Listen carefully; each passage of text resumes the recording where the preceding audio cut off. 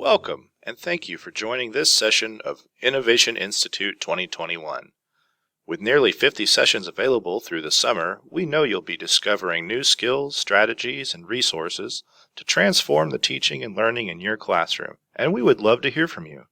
If you haven't already done so, please be sure to visit the Town Hall in Attendify to connect with the attendees through the activity stream or community features. If you would like a certificate of attendance for attending this session, you will find the request form linked at the end of the session description in Attendify. Thank you, and enjoy this session from one of our amazing Innovation Institute presenters. Hi, thanks for watching our presentation about inquiry-based learning. We're just really excited about this. There's so many aspects that you can use inquiry-based learning in, and any content basically that you are teaching can be used through inquiry-based learning. So we're really excited about this. If you click on the QR code or you scan the QR code there, you will be able to get this whole presentation and all the resources that are embedded in this presentation. So we're just excited to get started. Yeah, just to introduce ourselves, my name is Katie Dolan, and I am the librarian at Don Tyson School of Innovation here in Springdale.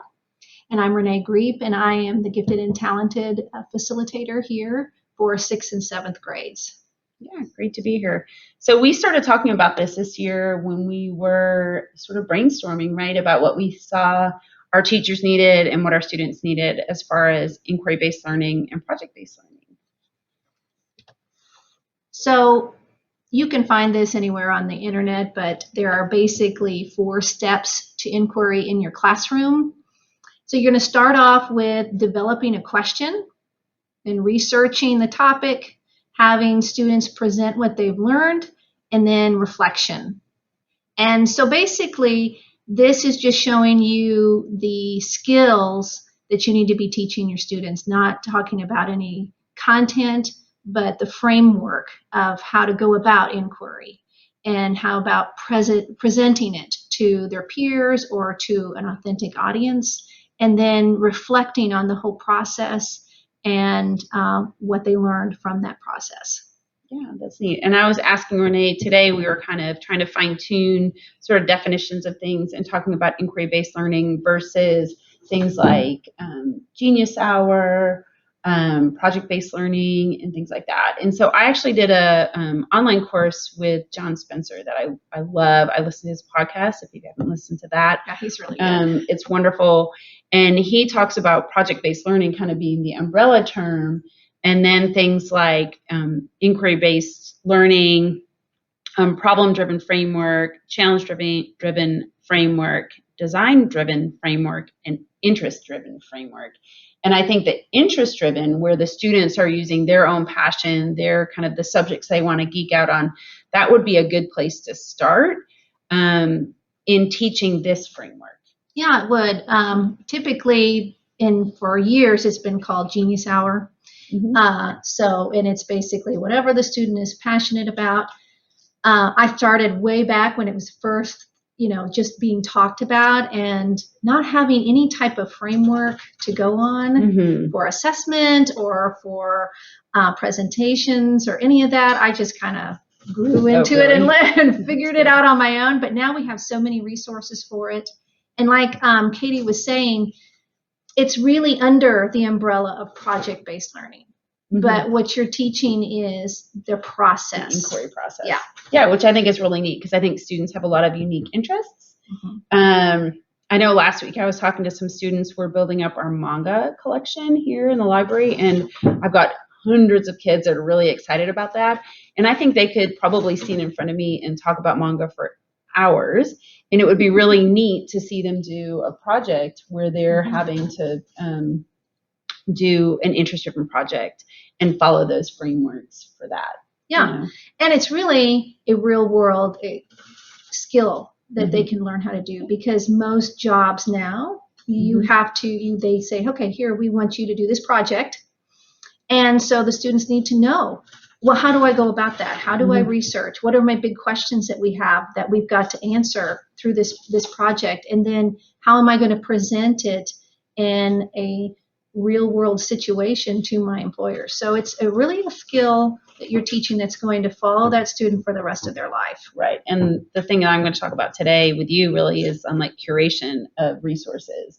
So there's so many resources that are available out there, and how do you evaluate and curate those resources?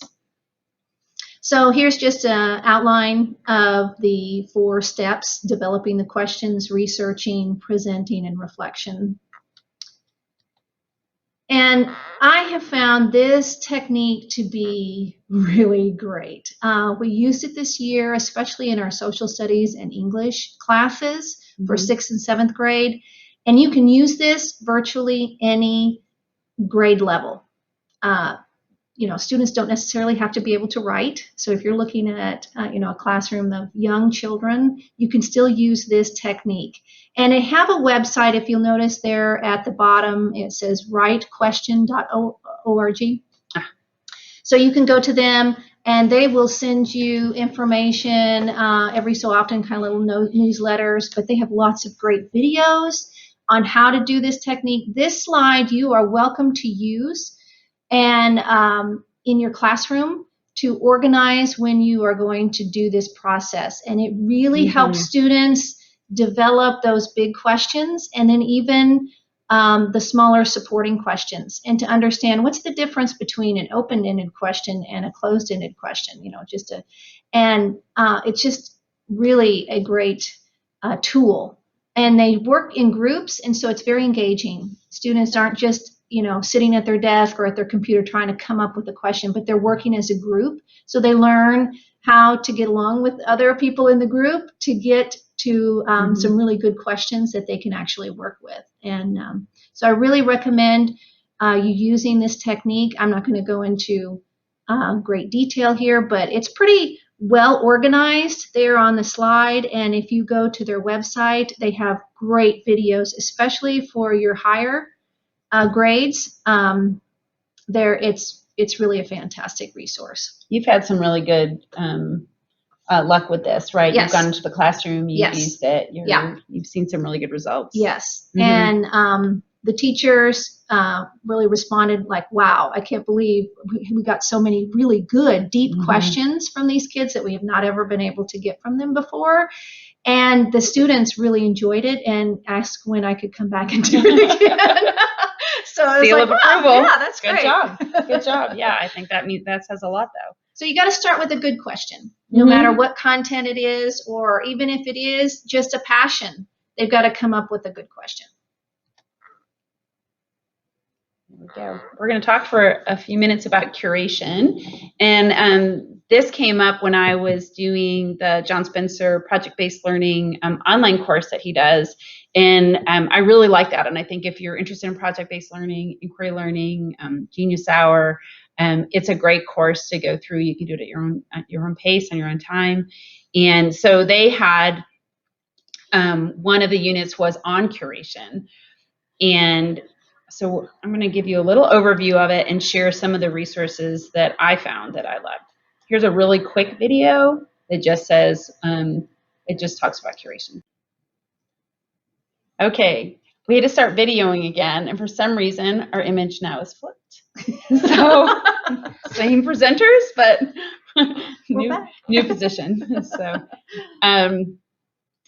short video from John Spencer about what curation is. We live in a world of instant information. With the tap of a button, we can read articles, watch videos, listen to podcasts, and engage in rapid-fire conversations about just about anything. And the traditional gatekeepers are gone, which is great for students. They can create and share their work in ways that were previously unimaginable. But there's a cost. If we're not careful, we can mistake the speed of consumption for the depth of knowledge. And that's why we need students to learn the art of curation. Curators ask thoughtful questions and find resources that are accurate and interesting. They geek out on the content, finding the takeaways and making sense out of new ideas. As this happens, curators organize their content into categories or themes. They make connections between seemingly opposite artists and ideas and disciplines in ways that make you think, man, I had never considered that before. And they're also able to determine trends from multiple sources. Eventually, they add their own unique lens and share their work with an authentic audience. And that's ultimately what we want students to learn how to do.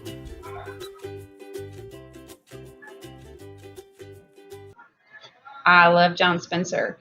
And I can't off the top of my head remember the name of his podcast, but just look it up, John Spencer, author, podcast, and I'm sure it'll show up. And he just really has got a great way of communicating kind of what's happening in the classroom and information about project-based learning, and he's just super inspiring.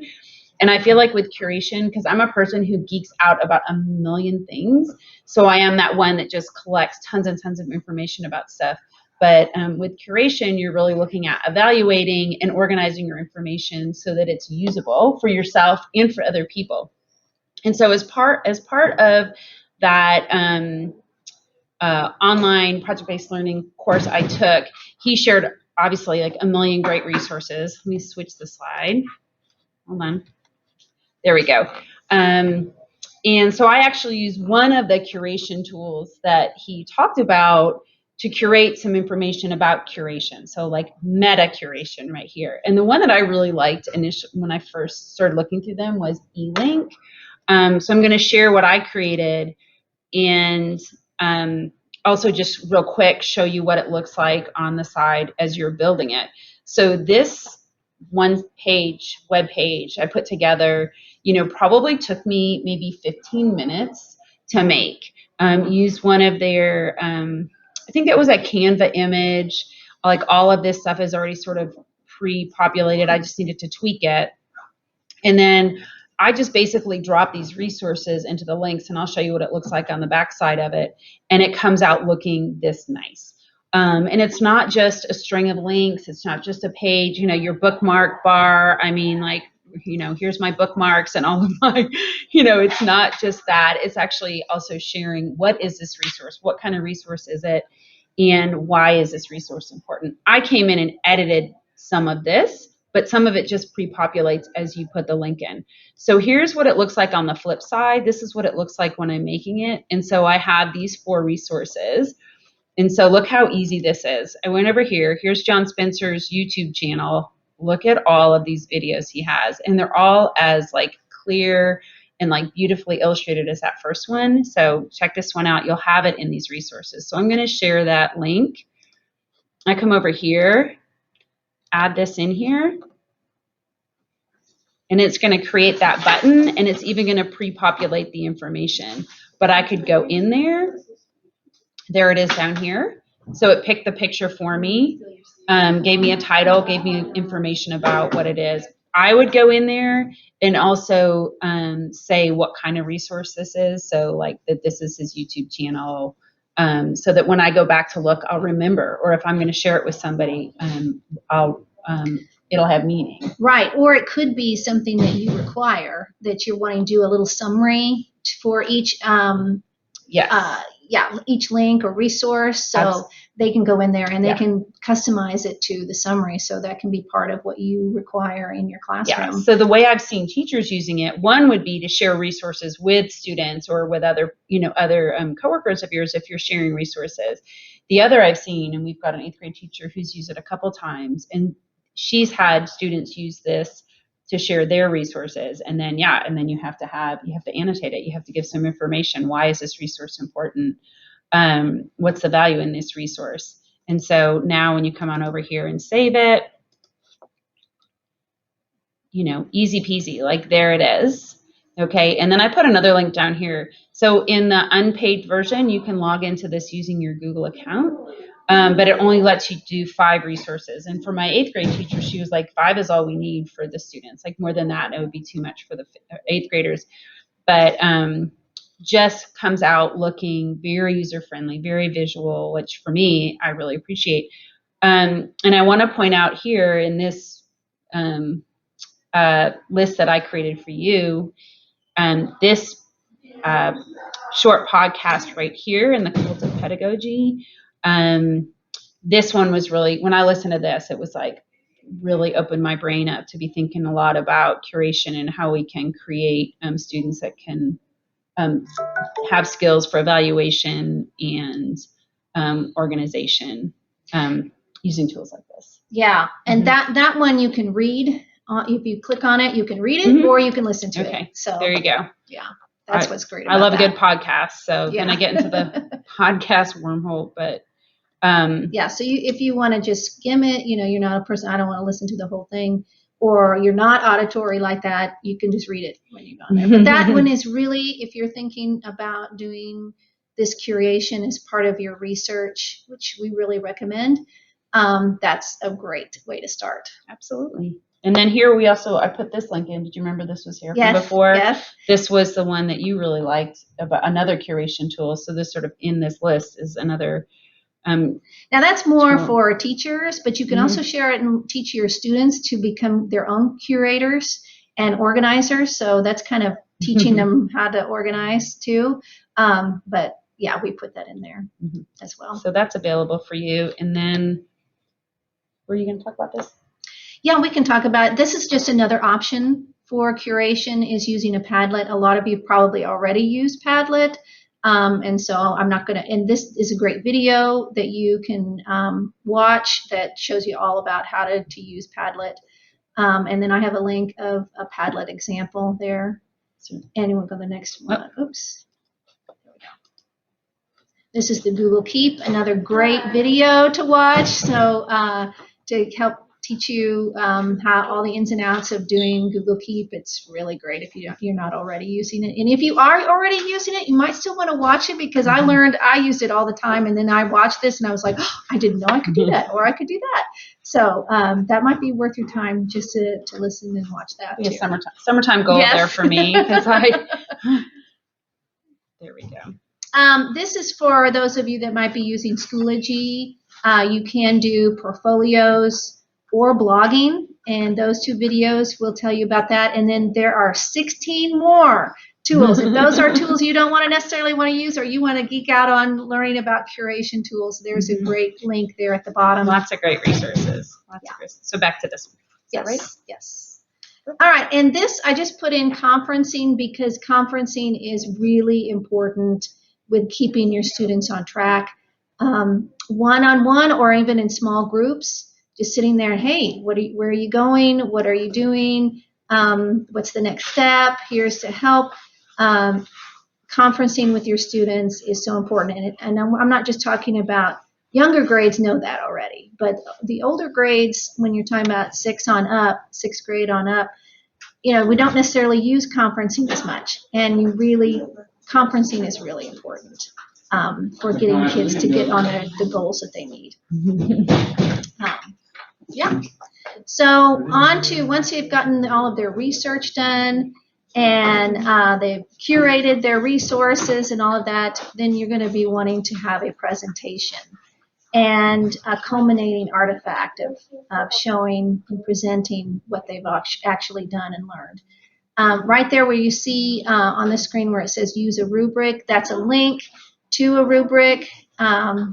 It's just something I got off the internet. Yes, you can click on it. And so it's just to give you an idea of what a good rubric might be. You don't want it too complicated, but you want to look at what are the basic skills that you're really wanting students to learn, and how can they show you their learning there. So that's just an idea. Page. Yeah, just one page. Yeah. I would recommend showing students that rubric, and so they can refer to it throughout their work on this project, whatever project that you've decided for them to. Even if they're doing what we call it, the Genius Hour Passion Project, they still need a rubric. They still need to have some kind of assessment towards that. Yeah, definitely. And it helps them also stay on track, right? That they make sure that they're not sort of wandering in the weeds. Which that typically happens in a Genius Which you Hour. can definitely end up doing really easily. So. Yeah. So here's some ideas on this next slide is on how to present and to give students a choice board option of all kinds of, these are technical ways that they can use tech to present their projects, but of course, they can create an artifact, that is made too. That's entirely on what your inquiry project is about, and up to you what you're willing to have them to present. So, but these are some real easy options for you. You can copy and paste and use this slide in your own classroom to get all these links. And at the bottom it says this doc with more. Those are even more ideas down there. So I'm going to click it. No, don't click it. But yeah, there's a whole lot more. So many resources. So many. And the last clip is reflection. And reflection is really important. What have they learned? Where are they going to go from this? And there's so many different options that you can do. You can go very low tech, sticky notes, to a journal where they're actually writing in a journal, or it could be an online journal. You can do a discussion if you're using Schoology or Google Classroom. You can have them do a little 2-minute Flipgrid where they're actually, talking about it, and you just give them a set of questions there to answer. You could do something like that. Or you can use a Google form, and you are welcome to make a copy of this Google form. I think that will show the copy. Yeah. Here we go. It looks like this, and it's very simple, but you are welcome to use it. And if you scroll down, there's a little choice board at the bottom that they can check on what to give you a lot. It gives you a lot of feedback about the project, and it also helps the students to really think about their thinking and their skill. I was just thinking about that, like the process that happens in your head as you're doing an inquiry project and really understanding your own thinking. I think that's one of the strengths of an inquiry project is really knowing how your brain works. So that's it. I'm glad you included that. Yeah. And that's the 4-step process. So we hope you really enjoyed this. We have. It has been fun, and we've really enjoyed using it in classes and seeing kids get really inspired and enjoying the content that they're learning in different classes. Absolutely. Yeah, it was great joining you today, and you've got our contact information up there. If you have any questions or comments, you can just let us know. We'd love to hear from you. Yeah, great. Thank you. Thank you for joining this session.